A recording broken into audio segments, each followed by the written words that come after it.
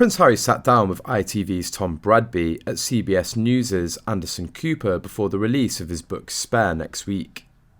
The location where Harry's interviews were not filmed at the Montecito Olive Garden McMansion.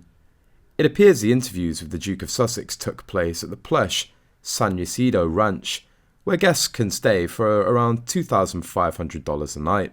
The resort in Montecito, which once hosted Winston Churchill, who visited on a writer's retreat, as well as John F. and Jackie Kennedy, was also where Harry's wife Meghan Markle's Variety magazine photoshoot and interview were filmed.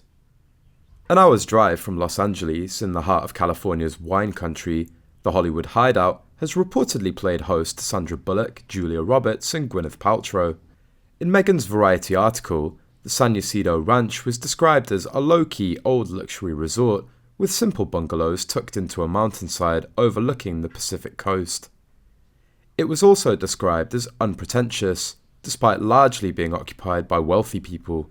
It's said that Penguin Random House paid for the interview location as part of the book publicity arrangements. Neil Sean revealed a couple of weeks ago that Harry refused to be filmed at his own home for privacy reasons. He refused to film at his own home, yet allows photos of nude Archie taken by someone in a bathtub to appear in a Netflix series. There's been speculation that Meghan and Harry weren't the actual buyers of the Montecito Olive Garden in 2020. Many royal fans suspect that someone else actually owns the property, and that Meghan and Harry are just renters. According to Montecito Santa Barbara County, California records, the sale of the Montecito Olive Garden occurred on June 9, 2020.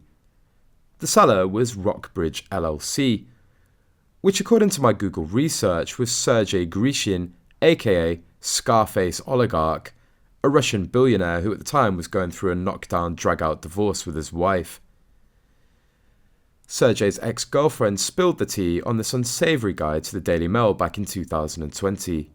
There's totally conflicting information out there. Shows the property as a pending sale, another shows it as available, and another shows it as unavailable.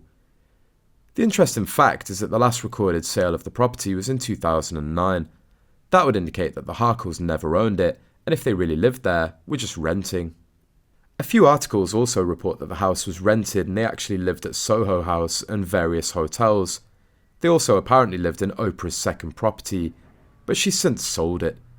It would explain why only one room in Montecito was used and photographed, why no one was in the house when Prince Philip passed, and the royals tried to let Harry know. It turns out Harry and Meghan rented a super luxury Montecito estate to film the Netflix series. We speculated last month about their ownership of the house, in which the new Netflix documentary series Harry and Meghan was filmed, but shortly after, the Daily Mail was able to confirm that the house indeed belonged to someone else. According to Dirt, the Montecito mansion that appeared in the show is about 3.5 miles away from Harry and Meghan's current house, which we know from glimpses they've previously shared isn't all that different from this house, design-wise anyway. Both have a beachy California cool quality, and they even both feature a chicken coop.